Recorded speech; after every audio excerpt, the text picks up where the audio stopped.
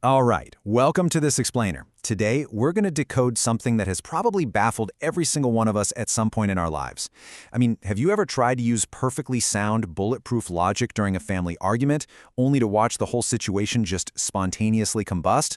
Well, let's dive into this. We are going to unpack the hidden psychology behind explosive family arguments and learn exactly why presenting a flawless, hyperlogical argument to a stressed-out parent usually completely backfires. So picture this scenario. You wake up, you're rushing out of your room, and you forget to make your bed. It's a minor chore, right? No big deal. But suddenly, you are cornered. And within 3 minutes, a lecture about a crumpled blanket has somehow magically evolved into a massive, tearful blowout about your latest JEE exam results. I mean, why does this happen? The disconnect is completely baffling. You're standing there desperately trying to explain that a blanket literally has nothing to do with a competitive physics exam, but your logic is just bouncing right off them. Well, to understand this wild escalation, we need to look under the hood at what's actually happening inside the brain during these heated moments. Because what looks like totally irrational anger is actually a pretty fascinating biological response. So let's get into Section 1, the hardware crash, inside the amygdala hijack. Think of it like an internal tug-of-war happening inside the brain. On the left side, we have the prefrontal cortex. You can think of this as your brain's supercomputer. It handles the math, the reasoning, the long-term planning. It's that very chill part of you saying, hey, a blanket is just a blanket. But then, on the right is the amygdala. This is your primitive emotional alarm system. It doesn't do logic, it handles fear, survival, and deep, deep anxiety. When a parent is operating from a place of intense protective anxiety, these two systems completely clash. And guess who wins that clash? When a person feels deeply overwhelmed, anxious, or threatened, the amygdala essentially stages a coup. It completely bypasses that logical prefrontal cortex. In psychology, they actually call this an amygdala hijack. So for those few minutes of the argument, your parent's logical brain is quite literally offline. The actual hardware required to process your perfectly rational argument is temporarily locked down by pure, unfiltered emotion. You can't make them understand logic because the very system that processes logic is out of order. Now, I know what you're thinking, but my mom is incredibly smart, and she probably is. But here's the thing. IQ is just about processing complex information. EQ, or emotional intelligence, is the ability to recognize and manage emotions under stress. Even someone with a sky-high IQ can completely struggle with EQ when pushed to their limit.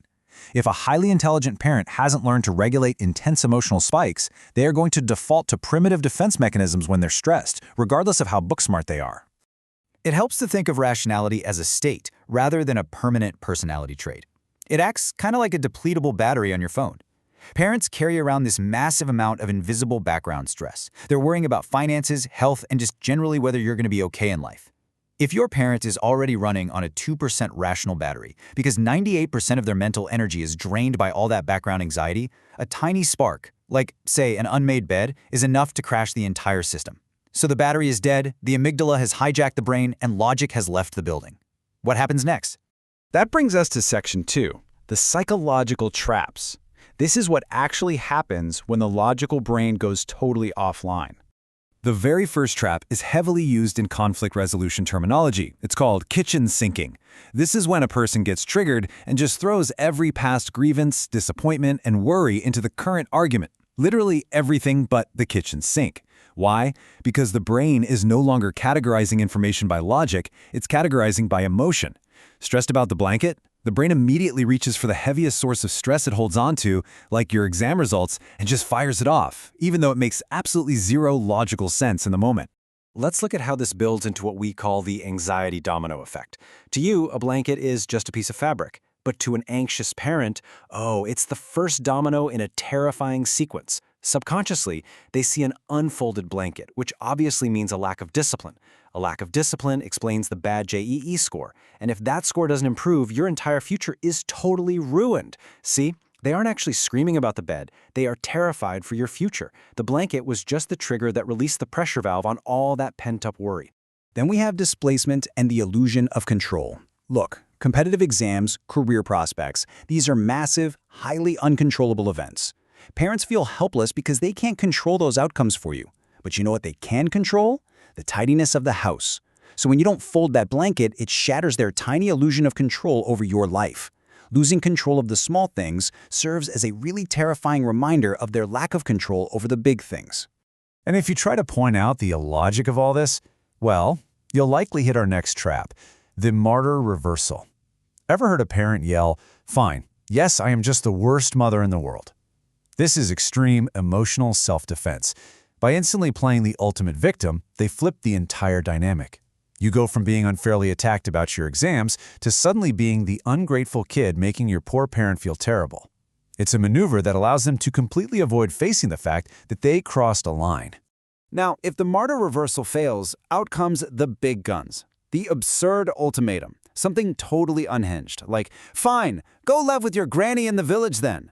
Let's be real, this isn't a real plan. It's an emotional exit strategy. It is an exaggerated, impossible scenario designed to completely shut down your logic. It forces you to drop your perfectly valid points and pivot immediately to managing their dramatic emotional spiral, usually by backpedaling. The absolutely crucial takeaway here is you cannot use logic to defeat these emotional traps. You will lose every single time. So, how do we actually handle this? This leads us straight into Section 3, Breaking the Circuit. Let's talk about some actionable strategies to actually diffuse the conflict. Your first move is to short-circuit the emotional reaction by addressing the underlying fear, not the superficial trigger. Whatever you do, do not debate the blanket and definitely do not defend your exam results. That is just playing right into the trap. Instead, try saying something calm and grounded like, "Mom, I forgot the blanket, I'll do it right now. But bringing up my exam results is unfair. I know we're both stressed about my future, but right now we're just talking about a blanket." Boom. You acknowledge the real fear while clearly setting a boundary. If you actually want them to hear your reasoning, you have to create a receptive environment first. Here are 4 strategies that actually work.